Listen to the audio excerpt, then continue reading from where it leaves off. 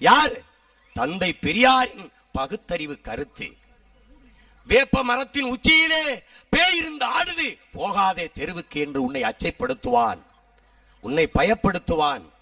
பெரியாரின் சிந்தனைகளை திரையில் நிகழ்த்தி காட்டிய ஒரு தொண்டனாகத்தான் அந்த தலைவனை நான் பார்க்கிறேன். தந்தை பெரியார் அவர்களுக்கு பாராட்டு விளையாடுகணும்னு நினைக்கிறாரு. பெரியார் அவர்கள் அழைச்சிட்டு வராங்க ஐயாவை சர்க்கரை நாற்காலியில, இந்த சர்க்கரை நாற்காலியில, ஐயா இருந்த நாற்காலியில. அந்த நாற்காலியில் இருந்தாவாது அவர் ஐயா மாதிரி ஆயிடலாமான்னு நினைக்கிறது.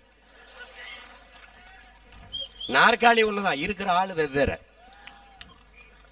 அப்ப ஐயா அழைச்சிட்டு வந்து உட்கார வைக்கிறாங்க.